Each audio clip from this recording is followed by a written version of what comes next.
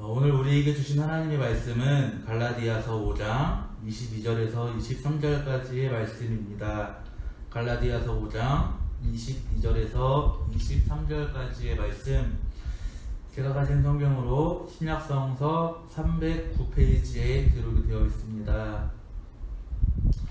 제가 읽어드리도록 하겠습니다. 오직 성령의 열매는 사랑과 희락과 화평과 오래 참음과 자비와 양선과 충성과 온유와 절제니 이것을 금지할 법이 없느니라. 아멘.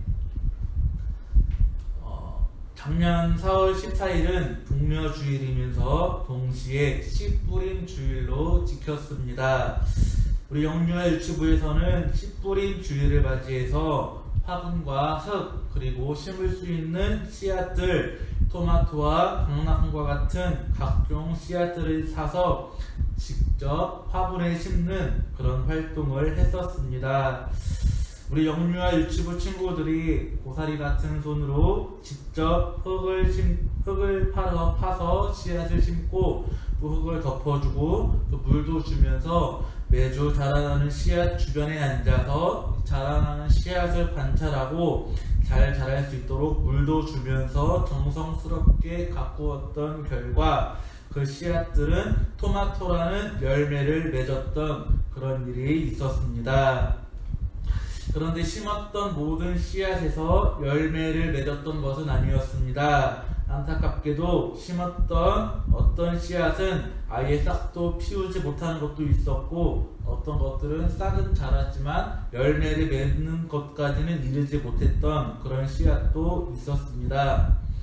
저는 매일 출근해서 심겨진 씨앗들을 보면서 잘 자랄 수 있도록 물도 주고 좀 시들시들한 것들은 영양제도 사다 주면서 제가 할 수 있는 최선을 다해서 가꿨지만 앞에서 말씀드린 것처럼 모든 씨앗들이 다 잘 자라고 열매를 맺지는 못했습니다.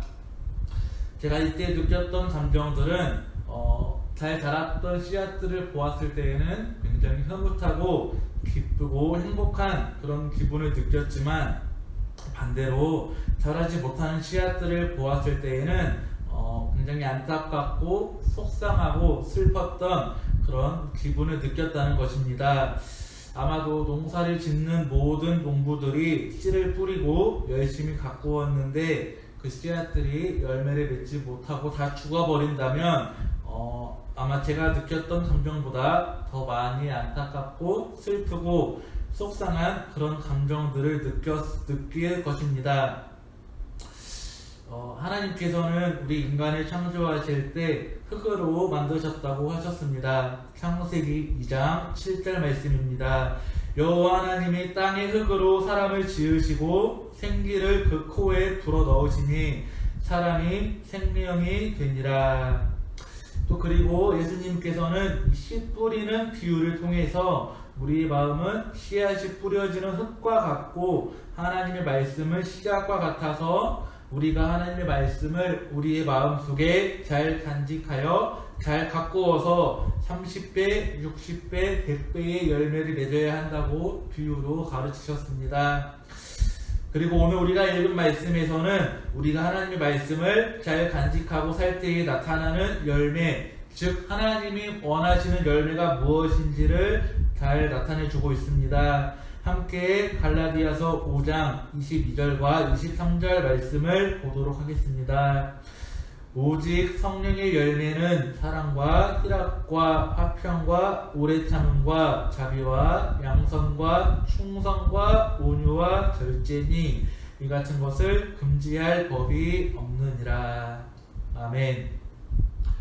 우리 하나님께서는 우리 인간이라는 밭에 성령의 열매, 사랑과 희락과 화평과 오래 참음과 자비와 양선과 충성과 온유와 절제라는 열매를 맺으시기 위하여 예수 그리스도를 통하여 말씀의 씨앗을 뿌리셨습니다. 그런데 우리가 이 씨앗을 잘 간직하고 열매를 맺었을 때에는 하나님께서 기뻐하시고 우리에게 칭찬해 주실 것이지만 반대로 우리가 이 씨앗을 잘 간직하지 못하고 키우지 못해서 아무런 열매를 맺지 못하고 뿌려진 말씀의 씨앗이 자라지도 못하고 그대로 죽어버린다면 앞에서 말씀드린 것처럼 농부들이 느끼는 그런 감정들처럼 우리 하나님께서도 굉장히 슬프고 안타까워하시고 속상해 하실 것이라는 것입니다. 오늘 이 시간에는 우리가 어떻게 열매를 맺을 수 있을까? 우리가 어떻게 하나님의 말씀을 잘 간직하고 잘 키워서 이 성령의 열매를 맺을 수 있을까? 이것을 주제로 함께 말씀을 나누도록 하겠습니다. 먼저 갈라디아서 5장 16절 말씀을 함께 보도록 하겠습니다. 내가 이르노니 너희는 성령을 따라서 행하라. 그리하면 육체의 욕심을 이루지 아니하리라. 아멘. 제가 오늘 말씀을 준비하면서 우리의 마음이 흙이고 하나님의 말씀이 씨앗이라면 혹시 이것이 농사를 짓는 것을 알면 조금 더 도움이 되지 않을까라는 생각을 하게 되었습니다. 그러면서 농사를 잘 짓는 방법을 찾아보게 되었는데 그러면서 알게 된 것이 농사를 잘 짓기 위해서는 가장 먼저 일국이라는 것을 해야 한다는 것이었습니다. 일국이라는 것은 1년 농사의 가장 첫 단계 작업으로 씨를 뿌리거나 심기 전에 땅을 가는 가리와 덩어리진 흙을 부수고 바닥을 판판하게 고르는 작업을 말하는 것입니다. 이 씨를 뿌리기 전에 겨울철에 딱딱하게 굳어진 흙을 부드럽게 만들어서 뿌려진 씨앗들이 잘 뿌리가 내릴 수 있도록 해주고 또 작물이 필요한데 필요한 물과 양분들이 잘 스며들 수 있도록 해주는 일이 바로 일국이라는 작업이라는 것입니다. 그런데 이 일국이 작업은 농사를 준비하는 일이면서 동시에 가장 힘이 많이 드는 일이라고 이야기를 합니다. 우리가 흔히 농사를 떠올릴 때에 소를 이용해서 밭을 가는 작업이 바로 이 일국이 작업인 것입니다. 저는 이 농사 잘 짓는 법을 알아보면서 특히 가장 먼저 해야 하는 일이 일국이 작업, 씨앗을 심기 전에 딱딱해진 땅을 곱게 부수고 또 잘게 해야 한다는 것에서 왜 예수님께서 사람의 마음은 흙이고 하나님의 말씀은 씨앗이라는 비유를 하셨는지 깨닫게 되었습니다. 우리 사랑하는 성도 여러분, 우리가 하나님의 말씀을 받았다고 해서 다 끝나는 것이 아니라 우리가 하나님의 말씀을 받았다고 해서 무조건 씨앗이 저절로 자라고 열매를 맺는 것이 아니라 우리가 하나님의 말씀이 우리의 마음속에 잘 자랄 수 있도록 이 일국이 작업을 해야 할 것입니다. 고린도전서 5장 16절에서는 이 일국이 작업을 이렇게 표현하고 있습니다. 함께 고린도전서 5장 16절 말씀을 보도록 하겠습니다. 내가 이르노니 너희는 성령을 따라 행하라. 그리하면 육체의 욕심을 이루지 아니하리라. 고린도전서 5장 16절에서는 이 일국의 작업을 이렇게 표현하고 있습니다. 성령을 따라서 행하라.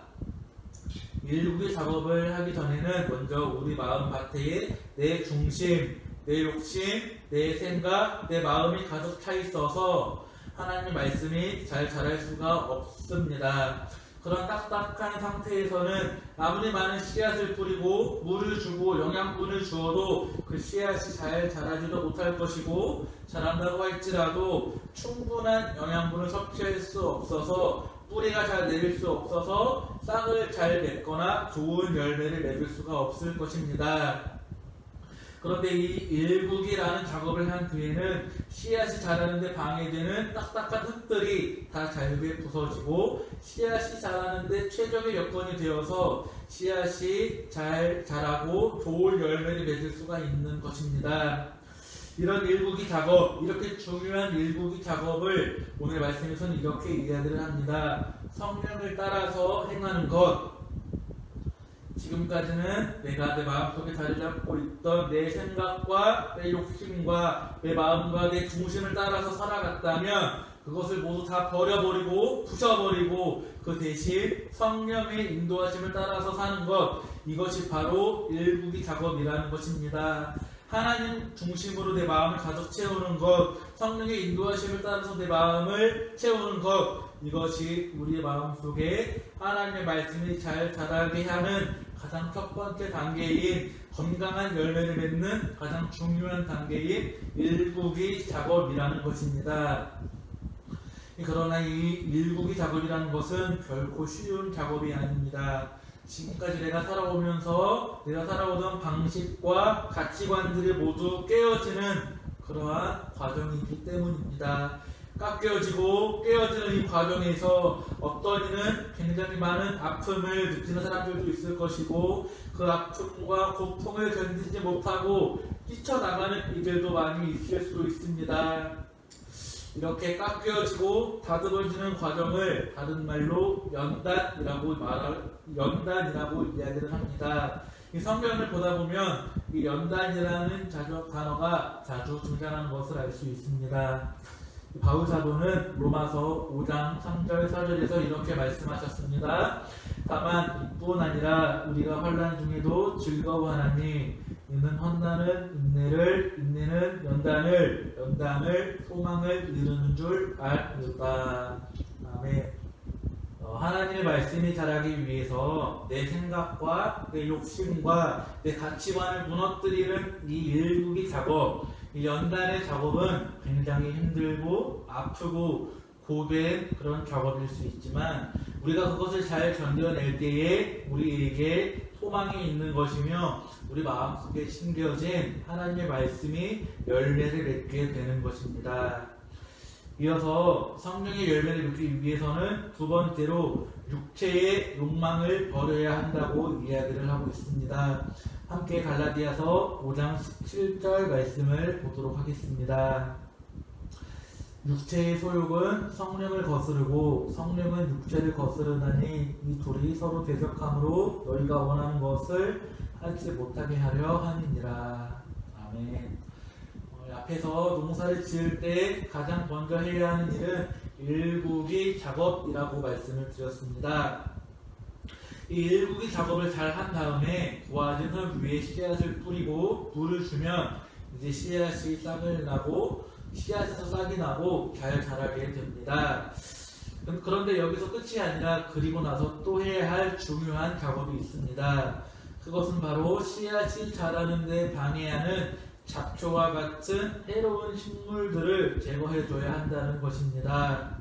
만약에 이 잡초를 제때 제거해주지 않는다면 심겨진 씨앗이 흡수해야 할 수분과 영양분들을 모두 잡초가 빨아들여서 뿌려진 씨앗에서 열매를 넣기가 어렵게 된다는 것입니다. 오늘 갈라디아서에서는 이 성령의 열매가 맺히는데 방해하는 요소 잡초를 가리켜서 이렇게 이야기를 합니다. 육체의 소욕, 이것은 다른 말로 말하면 육체의 욕망이라고 할 수가 있습니다. 즉 우리에게 심겨진 하나님의 말씀이 자라서 성령의 열매가 자라는데 방해하는 요소를 가리켜서 육체의 욕망이라고 이야기를 하고 있는 것입니다. 바울 사도는 욕망에 대해서 갈라디아서 6장 8절에서 이렇게 이야기를 합니다. 자기 육체를 위하여 심는 자는 육체로부터 썩어질 것을 거두고 성령을 위하여 심는 자는 성령으로부터 영생을 거두리로다. 이 욕망은 하나님과 멀어지게 하는 것이며 우리를 영생으로부터 멀어지게 만들고 죄악된 길로 인도하여 결국 우리를 썩어지는 죽음의 길로 인도하는 것이라고 바울 사도가 이야기를 하고 있습니다. 우리는 우리의 마음 안에서 하나님의 말씀이라는 이 씨앗이 자라는 것을 방해하는 욕망, 이 성령의 열매가 맺히는데 방해하는 이 욕망이라는 잡초를 뽑아야 할 것입니다. 그렇다면 우리가 어떻게 이 욕망이라는 잡초를 뽑아낼 수가 있을까요? 함께 갈라디아서 5장 24절 말씀을 보도록 하겠습니다. 그리스도 예수의 사람들은 육체와 함께 그 정욕과 탐심을 십자가에 못 박았습니다. 아멘. 우리가 성령의 인도하심을 따라서 살기 위해서는 우리가 우리의 욕망이라는 잡초를 뽑아내기 위해서는 우리가 예수 그리스도의 십자가를 깨닫고 또 그 십자가를 통해서 우리가 예수님과 함께 죽고 다시 태어난 삶을 살아야 한다고 이야기를 하고 있는 것입니다. 내가 죽는다는 것은 내 마음을 모두 비워버리고 내 안에 있는 내 욕망, 내 욕심, 내 생각 이런 것들이 다 버려버리고 그 대신에 그 안에 성령으로 가득 채워야 하는 것을 의미하는 것입니다. 그리고 결국 이것이 바로 우리에게 열매 맺는 삶을 가져다 준다고 얘기하고 있는 것입니다. 이러한 삶을 바울 사도는 갈라디아서 2장 20절에서 이렇게 이야기합니다. 내가 그리스도와 함께 십자가에 못 박혔나니 그런즉 이제는 내가 사는 것이 아니요 오직 내 안에 그리스도께서 사시는 것이라. 우리 사랑하는 성도 여러분, 오늘 말씀을 통해서 하나님께서 우리에게 주신 씨앗을 통해서 원하시는 것이 무엇인지를 함께 나눴습니다.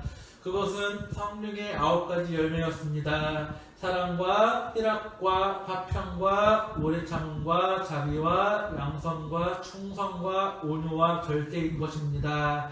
그리고 우리가 이것을 잘 키워서 열매를 맺기 위해서는 성령을 따라서 살아가는 이 일국이라는 작업, 내가 부서지는 일국이라는 작업과 우리의 욕망을 버리는 잡초 제거를 해야 한다는 것을 함께 나눴습니다. 그리고 이러한 작업들은 오직 십자가를 통해서만 가능하다는 것도 우리가 함께 나눴습니다.